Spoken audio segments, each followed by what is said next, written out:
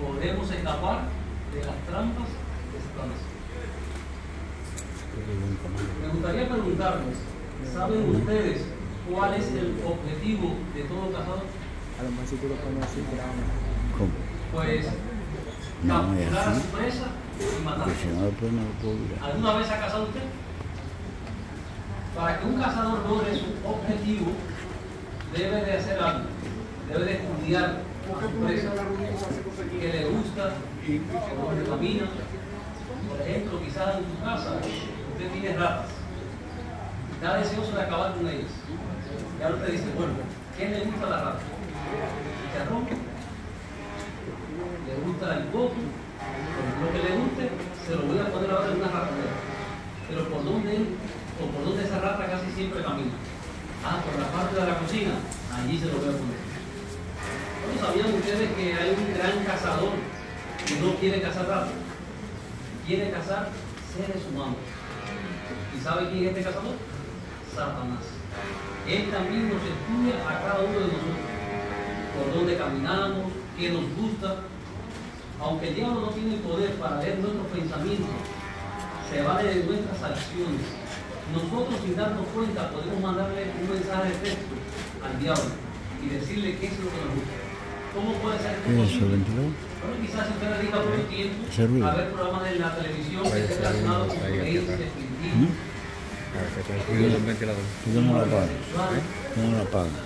ya usted Si le está tomas enviando un ahora todo lo mensaje demás. al enemigo diciendo qué es lo que le gusta. De lo que están girando. Así que es importante que pensemos cómo actuamos nosotros, cuáles son nuestras acciones que revelan al enemigo. Pero de algo sí podemos estar convencidos, de que Satanás, aunque es un cazador, no tiene todo el poder para obligarnos a caer en su trampa. Por ejemplo, ¿cuánto trabajo a veces le da a usted cazar una rata en su casa? ¿Cuánto trabajo le da a un pescador cazar un pez? ¿Tendrá el poder para abrirle la boca al pez y ponerle el anzuelo? No, tiene que valerse de métodos sutiles, métodos que logren atrapar a su pez. El diablo hace lo mismo con nosotros. Y me gustaría ilustrarlo. Mire, vamos a pensar en una fábula, una vieja fábula, de un león anciano y una zorra. Ese león anciano quería atrapar a su presa, pero para ello ideó un plan. Se fue hacia una cueva, allí entró y empezó a fingir, a lamentarse como que estaba enfermo. Los animales del bosque que por allí pasaban, escuchaban al león lamentándose y demás, y que eso como que lo conmovía, y entraban a la cueva a ver al león. Pero un día, la zorra, también pasando por allí, escuchó los gemidos del león, y también se conmovió y decidió entrar a la cueva. Pero ya cuando iba a entrar a la boca de la cueva, se detuvo. ¿Y sabe qué pasó? Que la zorra se percató de que las huellas de los animales que habían entrado a la cueva entraban, pero no salían. Así que se dio cuenta del engaño. Y ahí mismo quedó. ¿Qué nos enseña esto nosotros? ¿A quién representa este león anciano? A Satanás y Dios. Fíjese. Y Satanás con mucha astucia trata de buscar métodos para atraparnos y que caigamos en pecado. Pero tenemos que ser como la zorra. Astuto, darnos cuenta del peligro y frenarnos antes de caer a la trampa. En este discurso vamos a estar considerando dos trampas que por muchos años el diablo ha usado y lamentablemente varias personas, siervos fieles de Dios, reyes, apóstoles, cayeron en su trampa. Desde luego, esto no es una sentencia. Quizás ahora usted diga, si reyes, apóstoles cayeron en la trampa del diablo, ¿qué dijo de nosotros? No. La Biblia nos deja ver, el apóstol Pablo, en su segunda carta a los Corintios, capítulo 2, versículo 11, dijo él que nosotros, no tenemos por qué dejarnos engañar por sus tácticas, pues Jehová nos ha revelado cuáles son. Así que nosotros conocemos las trampas del diablo. Es como dice el dicho, en guerra avisada, no mata soldados. Ya nosotros conocemos los métodos que el diablo usa. Y es por ello que en la Biblia está plasmado estos relatos de siervos de Dios que cayeron en la trampa para beneficio nuestro, para evitar tropezar nosotros con lo que ellos tropezaron. Vamos a concentrarnos ya en esas dos trampas. Una, el orgullo. Si yo le preguntara a usted si usted es orgulloso, y lo felicitamos. Ahora, el orgullo no se refleja solamente cuando una persona, por ejemplo, presume lo que tiene, sea cosas materiales, sea que sea bien parecido. No, el orgullo no solamente se demuestra de esa forma. Hay otras maneras de caer en la trampa del orgullo. Y la Biblia dice que la persona orgullosa, pues Jehová la detesta, la ve, mira a la distancia.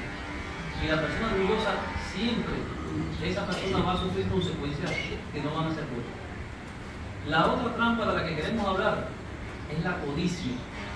Así que presten mucha atención, puesto que hablaremos de el orgullo y la codicia. Y nos vamos a dar cuenta de detalles que quizás a lo mejor no hubiéramos pensado en ellos. Y cómo el diablo es tan sutil que puede valerse de esta situación para engañar. Pues vamos a concentrarnos ya en lo que es la trampa del orgullo. Quiero decirle que Satanás fue el primer orgulloso y él quiere que nosotros también seamos orgullosos como él. Satanás dijo al apóstol Pablo en 1 Timoteo, el capítulo 3, versículo 6 y 7, de que el diablo pues ya va a recibir la condena que tiene. Pero el diablo quiere que nosotros recibamos la misma condena que tiene él.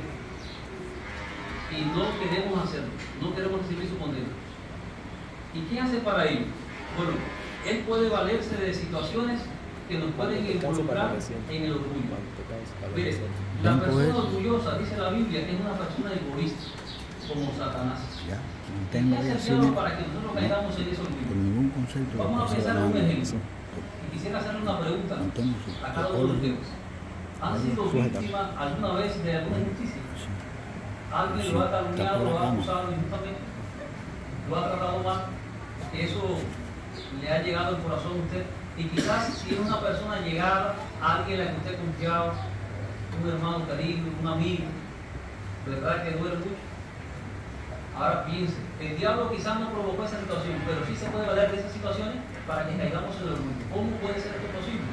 Pero pensemos, a Satanás le gustaría que en una situación como esa nosotros le echemos la culpa a Jehová y a los hermanos. Cuando pasen alguna situación, pensemos por ejemplo, Jesucristo dio una orientación, un mandato.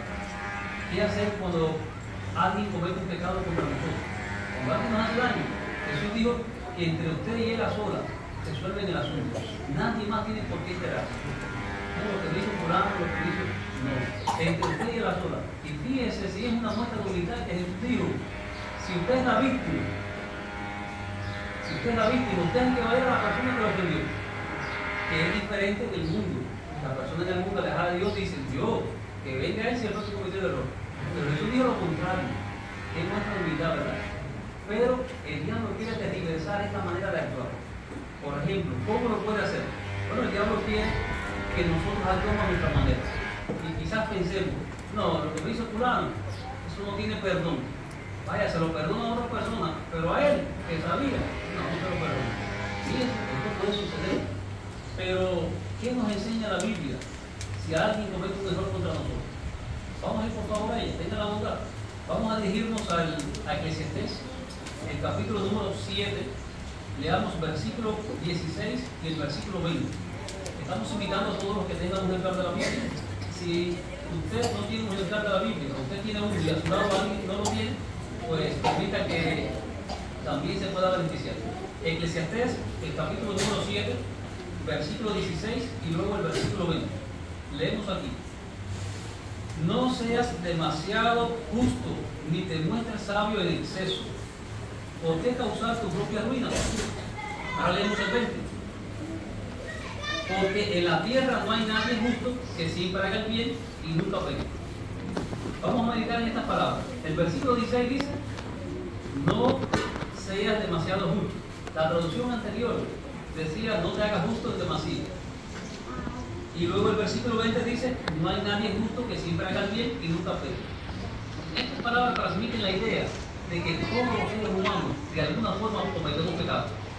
De mirar, de hablar, de pensar. Todos somos pecadores. No hay nadie en la tierra que sea justo y que no peque. Mire, vamos a pensar. Quizás usted se sienta ofendido porque alguien lo maltrató de palabras, porque alguien habló mal de usted. Pero la pregunta es, ¿y usted nunca ha hablado mal de nadie? ¿Verdad que a veces nos sentimos mal por lo que también hemos hecho nosotros? Así que todos de alguna forma, en algún momento hemos cometido errores, pero un empleado quiere valerse de esa situación para que nosotros pues actuemos de la manera contraria. Por ejemplo, el enemigo quiere que nosotros seamos justos en demasía. Por ejemplo, toda aquella persona que se hace justo en demasía, o como dice esta traducción, es demasiado justo, tiende a fijar sus propias normas de justicia y a juzgar a los demás basándose en esas normas. Pero de lo que no se da cuenta esa persona es que en realidad está poniendo sus propias reglas por encima de las normas de Jehová. ¿Y saben cuál es el resultado final? Que esa persona termina convirtiéndose en una persona injusta a la vista de Dios. ¿Quién es esa persona? Esa persona que se hace justo en demasía. Por ejemplo, vamos a ver una experiencia y así lo va a demostrar. Este fue el caso de una hermana. Una hermana, esta hermana es de los Países Bajos. Ella no soportaba a los hermanos en la congregación, exigía perfección de ellos. ¿Y saben qué pasó? Que llegó al punto de que no quería estar cerca de ellos. Miren qué situación. Y ella cuenta, me sentía muy sola. ¿Verdad? Una persona con esa característica difícilmente tendrá alguien a su lado, ¿verdad? Dice ella, me sentía muy sola. Era incapaz de ver a los hermanos de otra manera. Así que le dije a mi esposo que teníamos que cambiarnos de congregación. No, vamos a otra congregación. Y esa es la situación. Pero algo ayudó a esta hermana. Vio un programa de J.W. Broadcasting del año 2016. Allí en ese programa se dieron sugerencias muy prácticas en cuanto a cómo lidiar con las imperfecciones de los demás. Y ese programa ayudó a esa hermana. ¿Saben cuál fue el resultado? La hermana comenta ahora, comprendí que tenía que ser humilde. ¿Nos damos cuenta? Entonces, si no era humilde, ¿cómo estaba actuando? Con orgullo. Se había caído en la trampa del orgullo y ella no se daba cuenta. Así que ella dice, comprendí que tenía que ser humilde y reconocer mis propios errores, en vez de intentar cambiar a los hermanos de la congregación. El programa me ayudó a centrarme en Jehová y en su soberanía. Qué bueno, cuánto nos alegra que esta hermana haya cambiado su manera de pensar, gracias a lo que vio, a la instrucción que recibió. ¿Qué aprendemos de lo que le pasó a esta hermana? La lección es muy clara, es muy práctica. Cuando tengamos un problema, ¿de quién no debemos olvidarnos? De Jehová. No debemos olvidarnos de Jehová, más bien también tenemos que rogarle a Jehová que nos ayude a ver a los hermanos de la congregación como Él los ve. Jehová, ¿usted cree que Jehová no ve las imperfecciones nuestras? Jehová es nuestro corazón y Jehová sabe lo más mínimo, nuestros pensamientos, todo, lo sabe más que nosotros. Y aún así Jehová nos ha traído a Él. Aún así Jehová permite que formemos parte de su organización. De hecho, permite hasta que le prediquemos a personas que no obran bien para que haya un cambio en su vida. Qué maravilloso Jehová. Si Jehová entonces ve a las personas de esa manera, ¿qué diríamos nosotros? De hecho, la Biblia en 1 de Juan, en el capítulo número 4, versículo 20, allí dice, si alguien dice yo amo a Dios, pero odia a su hermano, es mentiroso. Porque el que no ama a su hermano, a quien ve, no puede amar a Dios, a quien no ve. Quiere decir que es importante que tengamos presente que es una trampa del enemigo si caemos o pensamos de esta manera. Nos concentramos en los defectos de los hermanos.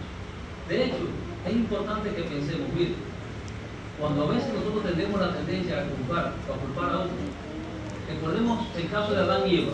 Adán y Eva desde el principio cayeron en la trampa del orgullo. ¿Por qué? Porque cuando Jehová le pidió cuenta por el error que habían cometido, por ejemplo a Adán, cuando le pidió cuenta, ¿qué dijo Adán? No, la mujer que me diste, ¿a quién le estaba echando la culpa? A Jehová y a la mujer. La mujer que tú me diste. Así que tú fuiste responsable, por eso. Y cuando le pidió cuenta a la mujer, a Eva, la serpiente. Fíjense la tendencia a juzgar o culpar a otra. Y la serpiente, como no habla, no es una culpa. Pero sí nos damos cuenta de algo, que esa es una tendencia de orgullo, hermano. Cuando, por ejemplo, alguien le va a dar un consejo a usted y usted dice, no, porque es que mira, es que aquello, cuando ponemos excusas o pero, ya es una manera de demostrar orgullo, porque no queremos aceptarlo, no queremos dar el brazo a torcer. O cuando quizás vamos a resolver el asunto entre dos personas que no tenían una diferencia y que aquella persona entonces no, porque tú tienes que empezar, o aquello, la tendencia a juzgar o a culpar a otro es una tendencia de orgullo. Entonces nos damos cuenta que el orgullo no solamente se refleja quizás por las cosas materiales que tengamos o presumir lo que uno tiene. Fíjense de qué manera podemos caer en esta trampa. Y les decía ahorita que en la antigüedad hubo reyes, apóstoles que cayeron en la trampa del orgullo. Y quiero citarle el ejemplo de uno de ellos. Este fue el caso de Usías. Usías fue el rey de Judá. Y este rey rechazó la corrección que le dio un siervo de Dios. Recordemos que en el templo los únicos que estaban autorizados para ofrecer incienso, sacrificios, eran los sacerdotes. Pero como era el rey, él también quiso ofrecer allí en el templo algo que no le pertenecía. Y cuando se le llamó la atención, no la aceptó. Como que yo soy el rey, pues yo aquí hago lo que yo estimo conveniente. ¿Y cuál fue el resultado de ese orgullo? La Biblia menciona que terminó leproso hasta el último día de su muerte. Así que fue plagado de lepra. Ese fue el resultado de este hombre. Y quiero decirle que en el caso de Usías, no siempre fue una persona orgullosa. Pero ¿qué pasó? Este hombre empezó a adquirir poder. Por ejemplo, empezó a tener éxito en campañas militares, obras de construcción y programas de desarrollo agrícola. Empezó a crear fama. Como dice el dicho, la fama se le subió por la cabeza. Pero, ¿qué nos enseña el ejemplo de Usías? ¿Qué aprendemos de él? Bueno, aprendemos algo muy práctico. Y fíjense, aprendemos que tenemos que tener mucho cuidado, no importa la responsabilidad que tengamos, si usted es cabeza de familia, si hace una congregación, si es un criado o cualquier responsabilidad que tenga, tenemos que ser muy cuidadosos para no permitir que el orgullo se apodere de nosotros por la responsabilidad que uno tiene. Pero quisiera citarle una experiencia de un hermano que al igual que Usías cayó en esta trampa del orgullo. Este hermano se llama José. No José, el personaje bíblico, un anciano de congregación. José era un hermano que le iba muy bien en los negocios. De hecho, un hombre con una capacidad tremenda, dominio de la Biblia. De hecho, hasta los intendentes de circuito consultaban a José. Y ese es un hombre que tenía una gran capacidad. Pero pasó algo. José llegó a actuar de una manera como que él se lo sabía todo. Incluso se confiaba en su habilidad, en su experiencia, y como que ponía a un lado a Jehová. Pero lamentablemente esta manera de actuar de José lo llevó a cometer un grave error y fue expulsado de la congregación. Terminó alejado de Jehová.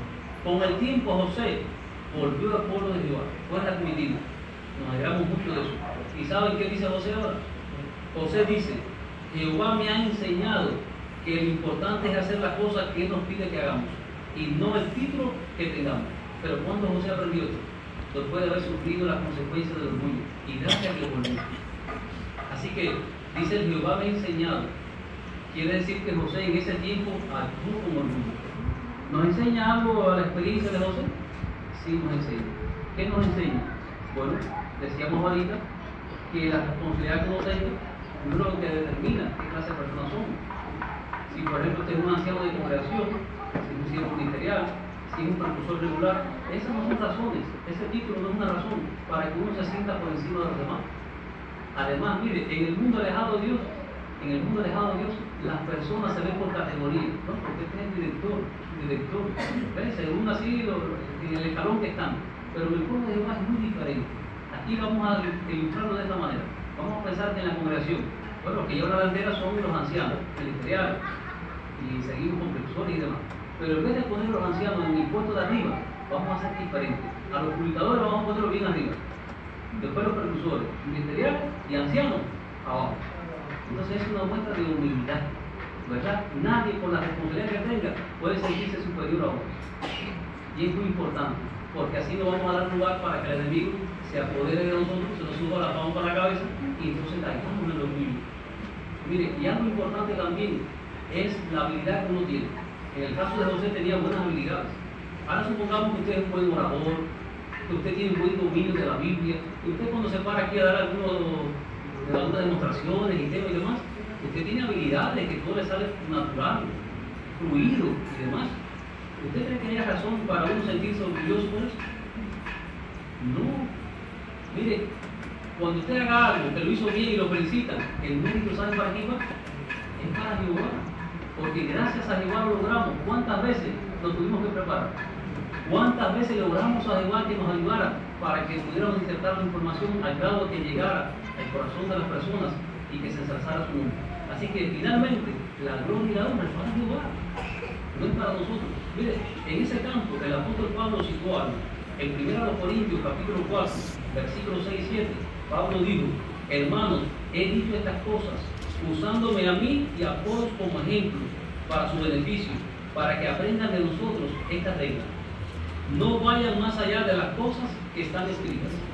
Así no se llenarán de orgullo y no se pondrán a favor de uno y en contra de otros. Pues, ¿quién hace que tú seas diferente a los demás? En realidad, ¿qué tienes tú que no hayas recibido? Entonces, si lo recibiste, ¿por qué vas presumiendo como si no lo hubieras recibido? Así que, ¿qué tienes tú que no hayas recibido? Si usted tiene conocimiento, cierta habilidad, o lo que tengamos, es porque lo recibimos de parte de Jehová.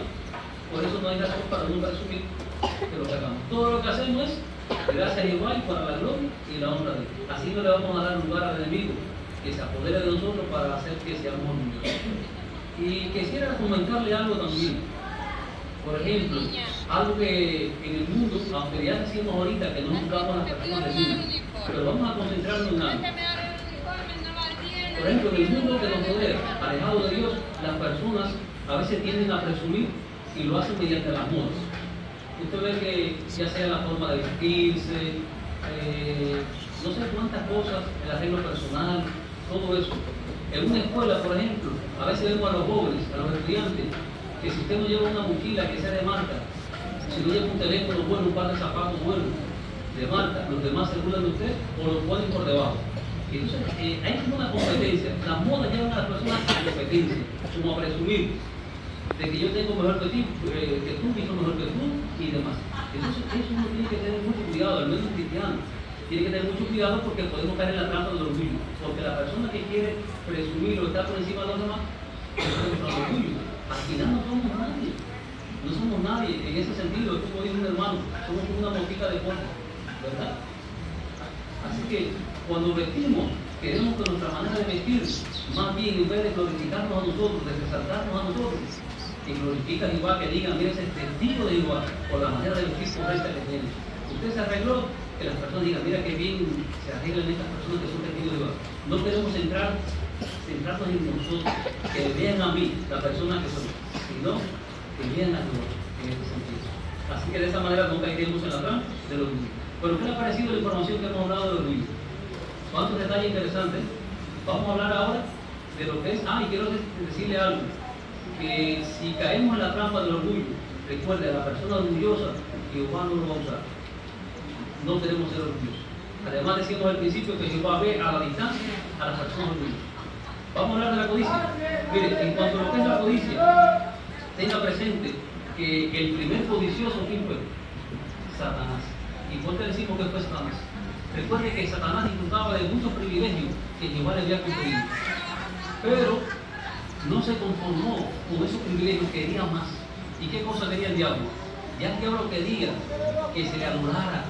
Y eso es algo que le pertenecía a Jehová, no le pertenecía a Satanás. Él quería recibir la adoración, que por derecho le pertenece a Jehová. Pero no le bastó con eso. Él infundió en otras personas esa actitud de egoísmo, que también fueron codiciosos. Y fue el caso de Adán y Eva. Recuerden el caso de que cuando el diablo, Jehová le había dicho a Adán y a Eva que del fruto del jardín que había allí en medio del jardín no debían de comer. De todos los demás frutos que había alrededor del jardín, y comieron, pero de ese que estaba allí no. Pero ¿qué hizo el diablo? Le dijo a Eva, Jehová sabe, o Dios sabe, que el día en que comas de él vas a ser como Dios, vas a conocer lo bueno y lo malo. Como que Dios está requiriendo algo bueno de ti. Y Eva le dijo, no, Dios dice que no, porque si comemos vamos a morir. El diablo dijo, no vamos a morir nada. Fíjense, hasta el grado que ya Eva se dio la presión, cogió del fruto y le dio a Adán. Cayeron en la codicia. ¿Por qué decimos eso?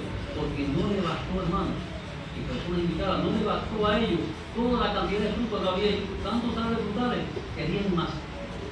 Así que cayeron en la codicia. No queremos nosotros ser presa fácil del enemigo. El diablo quiere que también nosotros seamos codiciosos, que caigamos en la codicia, pero no queremos nosotros ser víctimas de esa trampa. Decíamos que hubo reyes que cayeron en la trampa, también de la codicia. ¿Quién fue este rey? Vamos a hablar de un rey que por muchos años, desde muy joven, un siervo fiel de Dios, se enfrentó a dificultades y se mantuvo leal a Jehová, pero se descuidó y cayó en la codicia. Este fue David. ¿Cómo David cayó en la codicia? Bueno, David tenía muchas mujeres, pero no le bastó con aquellas mujeres que tenía, quería tener más. La codicia es eso, querer tener más y más. Entonces, ¿qué quería tener David? Recuerden aquella mujer, Batseba, que tenía su esposo, y David quería tener a Batseba y la tuvo. Y incluso eso le llevó hasta implicarse en asesinato, porque mandó a matar a su esposo. Mire todo lo que trajo consigo esa codicia de parte de David. ¿Y qué nos enseña a nosotros esto que le pasó a David? Bueno, a nosotros nos enseña que el antídoto contra la codicia es estar contento con lo que tenemos. Mire, es verdad que a veces las necesidades pues, nos rodean, tenemos a veces ciertas necesidades, pero hay que tener mucho cuidado. Tener no es malo. Si usted tiene una bicicleta y quiere tener una moto, ¿es malo eso? No es malo. ¿Qué es malo? Querer tener algo que no debemos de tener. Por ejemplo, que para tener eso tenemos que violar un principio bíblico, o quizás sacrificar los asuntos espirituales. Ahora yo quiero tener una moto y voy a trabajar todo el tiempo y dejo de reunirme y dejo de practicar. Ahí eso es malo. O quiero tener algo, pero para eso voy a sacrificar. O voy a violar un principio bíblico, como fue el caso de David. Ya eso sí es malo. Por eso es importante que, ya decíamos que el antídoto contra la codicia es estar agradecido con lo que tenemos. Miren cuántas gracias le damos a Jehová, que diariamente nos da lo necesario. Desde que uno abre los ojos por la mañana, uno dice, oye, gracias que amanecí vivo. No todo el mundo ve amanecer vivo. Y el oxígeno que respiramos diariamente. En la pandemia, lamentablemente, hubieron personas que murieron porque les faltaron segundos de oxígeno. Y nosotros lo tenemos todos los días. Gracias a Jehová nos da. Miren cuántas razones. Y siempre, más o menos, siempre tenemos lo necesario. Incluso el alimento espiritual nunca nos falta. Jehová siempre nos suministra. Y eso es algo por lo que tenemos que estar agradecidos a Dios. Ahora, en un futuro, la Biblia dice que es verdad que estamos viendo tiempos críticos, difíciles, pero sabemos que en un futuro no muy lejano vamos a disfrutar de las cosas buenas que Jehová nos ha preparado y nos ha prometido. Mientras tanto, mantenemos ahí una postura firme y leal a Él, sin permitir que el enemigo pues, nos atrape, sin permitir que caigamos en la trampa de lo que es la codicia. Es importante entonces que pensemos que cuando estamos agradecidos, si es arroz blanco lo que tenemos para almorzar, pues con eso. No es lo que quisiéramos, pero bueno, tenemos que conformarnos con eso. No vamos a sacrificar una vaca, por ejemplo. Ya por de hecho, fíjense si la codicia es algo que es condenado en la Biblia. En Efesios capítulo 5, versículos 3 y 4, el apóstol Pablo mencionó, dijo que la inmoralidad sexual, cualquier clase de impureza o la codicia. Pablo mencionó o puso la codicia en el mismo lugar de la inmoralidad sexual, una práctica que Jehová condena desde el pasado y la condena hoy día. Así que la codicia es tan mal como práctica de inmoralidad sexual. Por eso es importante que tengamos mucho cuidado, porque esta puede llevar a cometer errores graves contra Dios. Pero ahora, vamos a hablar de una persona que cayó en esta trampa de la codicia. Y este fue un apóstol de Jesús. Ya usted sabe quién fue. Judas. Judas no siempre fue una persona mala, pero Judas empezó a albergar en su corazón la codicia. De hecho, la Biblia menciona, según el Evangelio de Lucas, en el capítulo 12, en el versículo 15, allí dice que Jesucristo le dijo a sus discípulos, mantengan los ojos bien abiertos y eviten todo tipo de codicia, porque por mucho que uno tenga las cosas que posee, no le pueden dar la vida.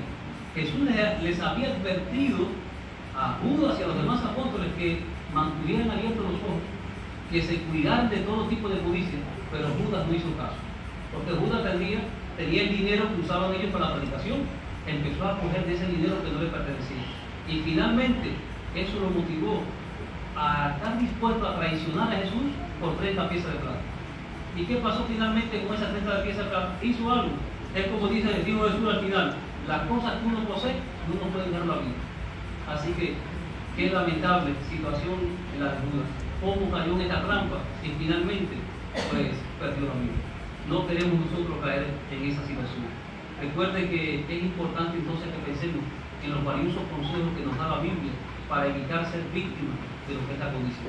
De hecho, Jesucristo, en Lucas 16:13, me gustaría compartir con ustedes este consejo que dio Jesús y que nos va a servir mucho para evitar caer en la codicia. Lucas 16:13. Aquí Jesús dijo: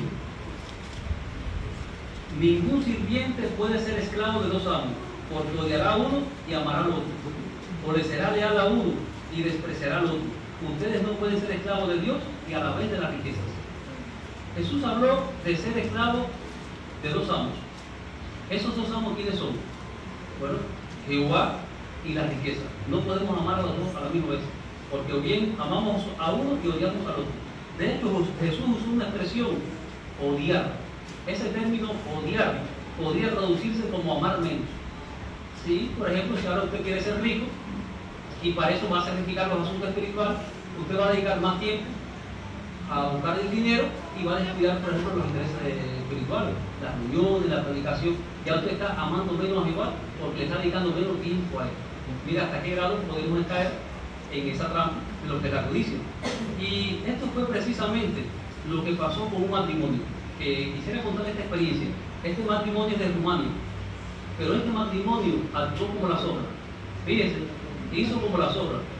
Mire, este matrimonio, a ellos les ofrecieron un trabajo temporal en un país más rico. Pero ¿saben qué pasaba con el matrimonio? Que ellos tenían una deuda en el banco, una gran deuda en el banco. Ellos le oraron a Jehová como cualquiera. Y ahora al ofrecerle un trabajo en un país más rico, en otro país, quizás pudieran haber dicho, bueno, es que la respuesta a la oración que le hicimos a Jehová. Pero vamos a ver qué pasó. Había un problema. El trabajo les iba a quitar tiempo en su servicio a Jehová. ¿Y qué pasó entonces con el matrimonio? Aceptó aquel trabajo, que aunque podía satisfacer sus necesidades de saldar esa deuda, se percataron del problema. Fíjense, este trabajo les iba a quitar tiempo en su servicio a Jehová. Ellos se buscaron una información basada en la atalaya del 15 de agosto del 2008. Esta revista hizo mención, esta se titulaba "Mantengámonos leales con un corazón unificado". Cuando leyeron este artículo les ayudó a tomar una decisión. ¿Qué decisión tomaron? Bueno, la experiencia cuenta. Dicen ellos, si nuestro motivo para trabajar en otro país era ganar más dinero, estaríamos poniendo nuestra relación con Jehová en segundo lugar. Así que estábamos convencidos de que nuestra amistad con Jehová se vería perjudicada. ¿Qué hicieron entonces? El matrimonio. La experiencia cuenta que ellos rechazaron la oferta de trabajar en otro país más rico. ¿Y qué pasó entonces con ellos y la deuda que tenían? Bueno, la experiencia cuenta de que él, el esposo, encontró un trabajo en su propio país y que logró satisfacer su necesidad. No había que ir tan lejos. Entonces la hermana dice, la mano de Jehová nunca se queda corta. Así que la experiencia concluye diciendo que los dos están muy felices porque determinaron que su amo fuera Jehová y no el dinero. ¿Verdad que este matrimonio hizo por las obras? Se percató del peligro y ahí mismo feliz. Qué lección, ¿verdad?, tan importante para nosotros. No olviden, hermanos y personas invitadas, miren, los deseos egoístas pueden ser como minas en campos. Si una persona va caminando, no ve las minas, pone sus pies encima de una mina, ya usted sabe lo que puede pasar con esa persona. Bueno, los deseos egoístas son como esas minas. Tenemos que tener mucho cuidado, porque si ponemos nuestros pies encima de una mina, de las que hemos mencionado, la codicia, podemos perder nuestra vida, nuestra relación con Jehová y muchas cosas más.